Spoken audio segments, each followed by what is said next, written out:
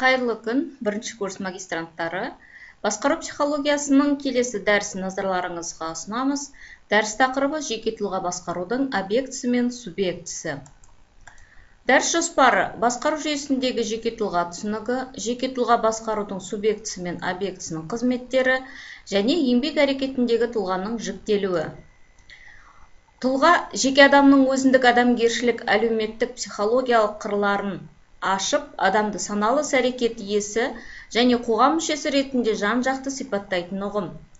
Адамның әлеуметтік қасиеттерінің жиынтығы қоғамның даму жемісі және белсенді қызмет ету мен қарым-қатынас орнату арқылы жеке адамды әлеуметтік қатынастар жүйесіне енгізудің жемісі. Тұлға психологияда өзінің өмір жолын белгілей алатын, қайталанбас даралық ерекшелігін сезінетін субъект. Тұлға адам ұғымынан гөрі нақты мағынаға ие. Өйткені адам тұлғалық сипатты иелену үшін өзінің мен, өзге меннен ажыратып, есейіп, өз бетінше дербес әрекет ету мүмкіндігін ашуы керек. Яғни белгілі бір мәнді іспен айналысатын, азды-көпті білімі, өмірлік тәжірибесі, дүниетаным мен сенімі бар адамды тұлға деп атайды. Осы тұрғысында тұлға туралы айтылған бірнеше психолог ғалымдардың пікірлерін талдай кетейік. Ананьев тұлға еңбектің, танымның, қатынастың субъектісі дейді.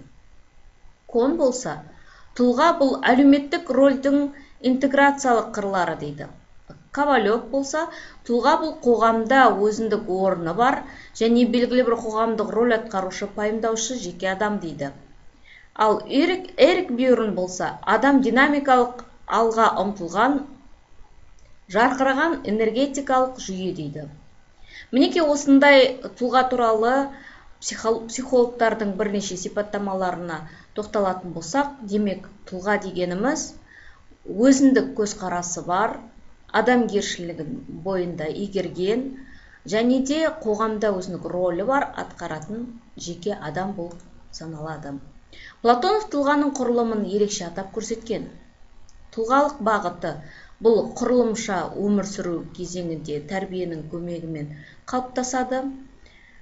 Тәжірибе құрылымшысы бұл өмір сүре келе білім алу барысында ұстаным дағдылары мен әдеттерін қалыптастырады. Шағылысу үлгілері бұл құрылымшада туа біткен болып саналады, бірақ өмір сүру барысында дамып отырады. Биологиялық кесімді құрылымшы бұнда уақыт өте келе тұлғаның денсаулығына және өмір сүру ерекшелігіне байланысты өзгеріске ұшырайды. Осы төрт құрылымшаның мінез бен қабілеттер болып табылатын екі қосымша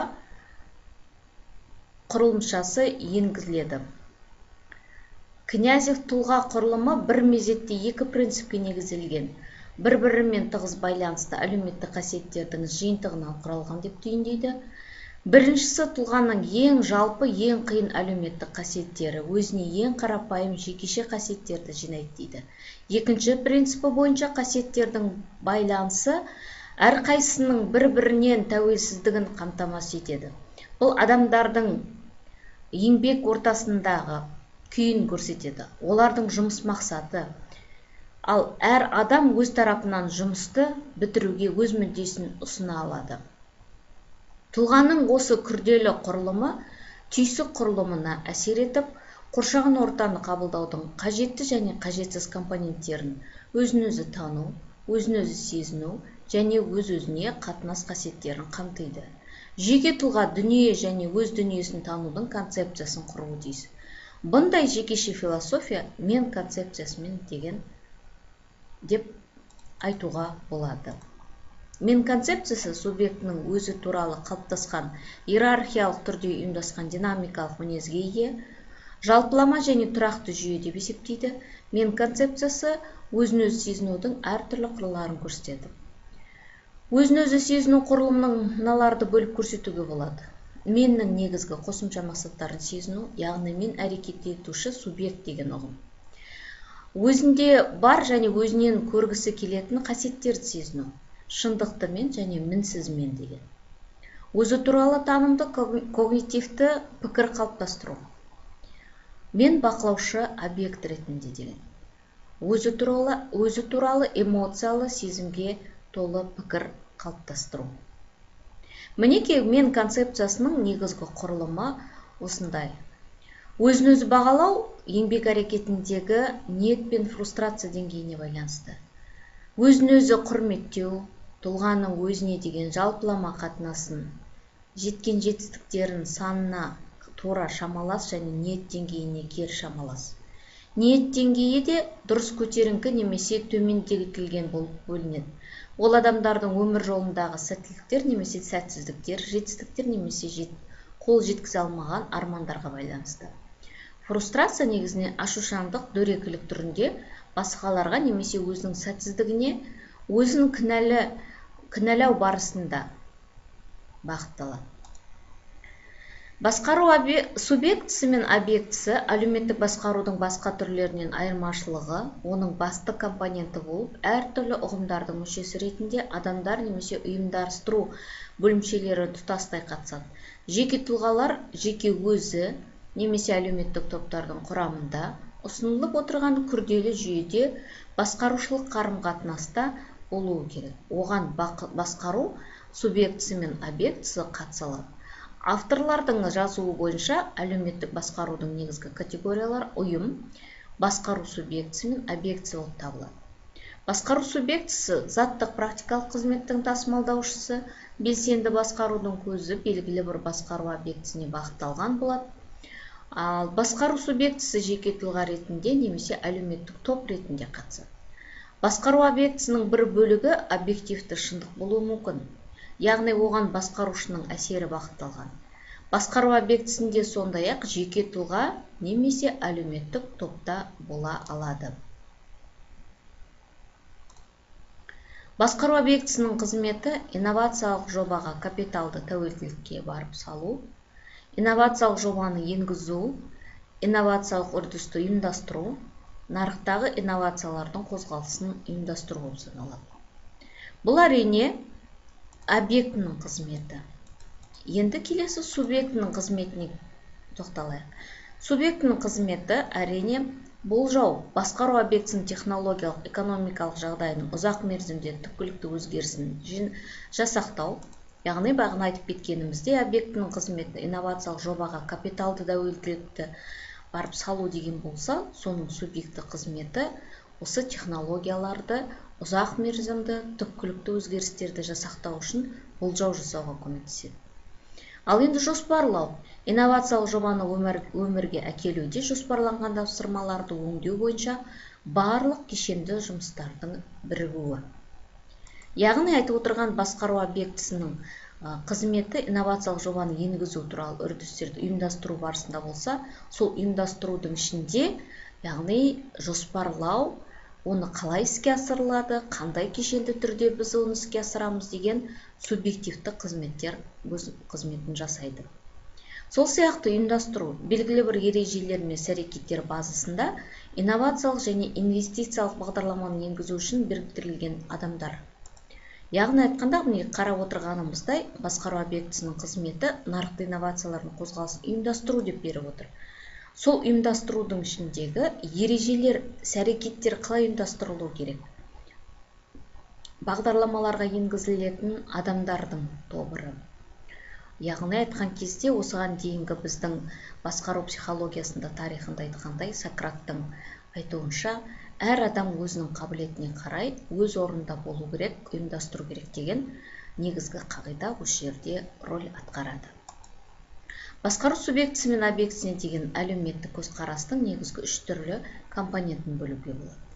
Олардың біріншісі мақсатты ойлау мен мақсатты жүзеге асыруда қамтитын мақсатқа бағытталған әсер, яғни бұл өзін-өзі басқару.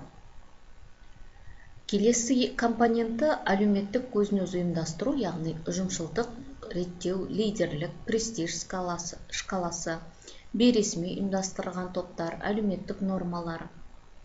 Үшінші компонент тудырады. Ол қандай? Бұрынғы басқару еңбегінің өнімдерімен қатар тұрақты лауазымдық құрылымды, административті тәртіппен объективтілген шешімдер. Ұжым ішінде кездейсоқ қалыптасқан ережелер мен қарым-қатынас нормаларын қамтитын ұйымдастыру тәртібі болып саналады.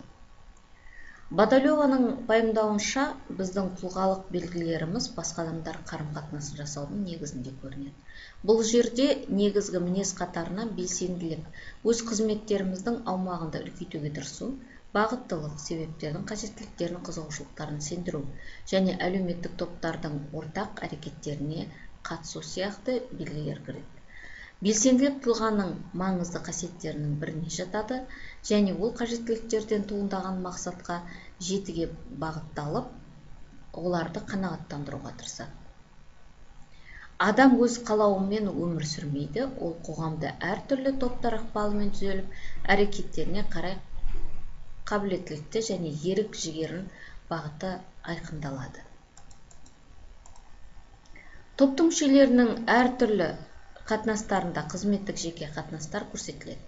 Тұлға қатынастар жүйесінде белгілі бір орын да болады.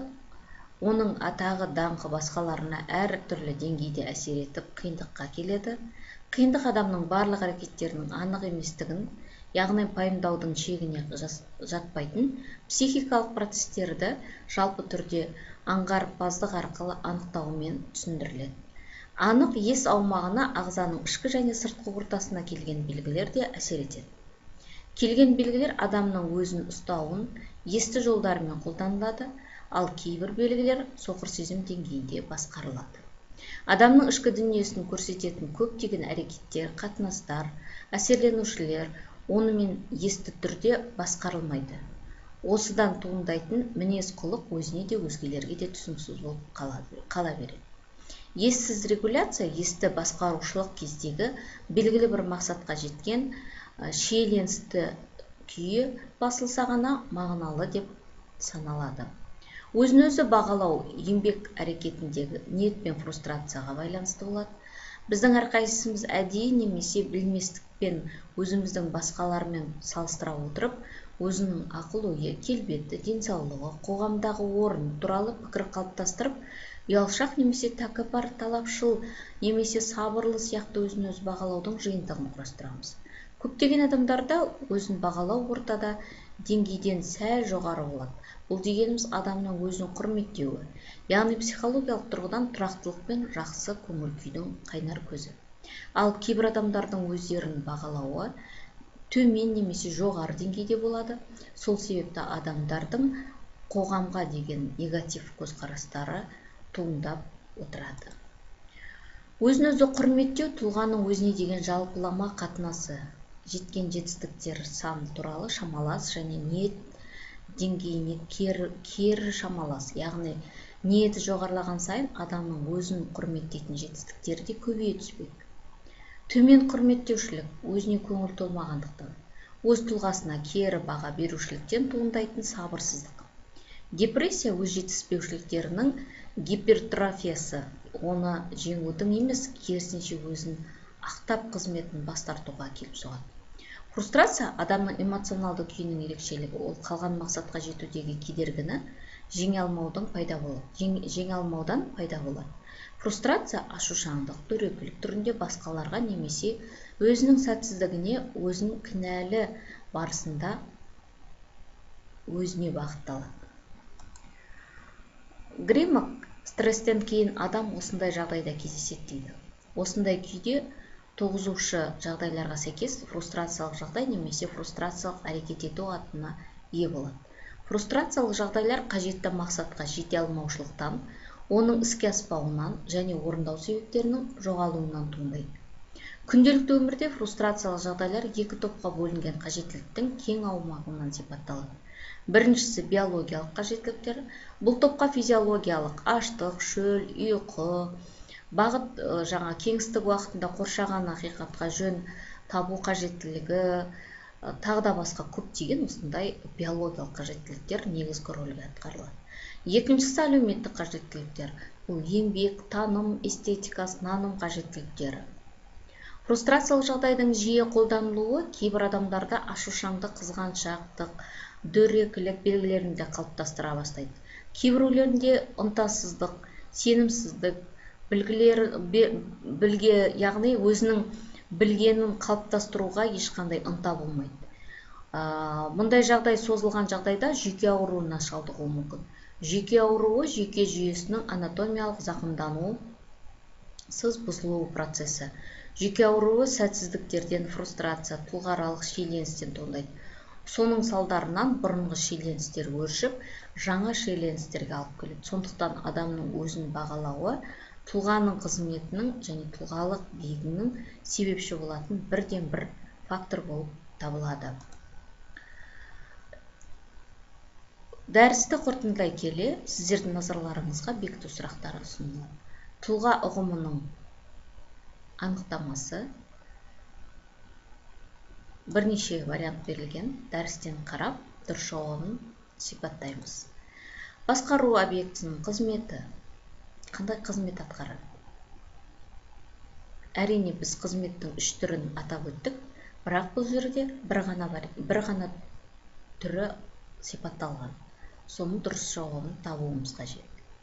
Келесі сұрақ: динамикалық алға ұмтылған жарқыраған энергетикалық жүйе. Бұл сөздің авторы кім? Және де пайдаланған әдебиеттер тізімі беріліп отыр дәріс барысында. Бұл әдебиеттер біздің университетіміздің кітапхана қорында бар, ал пайдалануларыңызға болады. Назар қойып тыңдағандарыңыз үшін рахмет.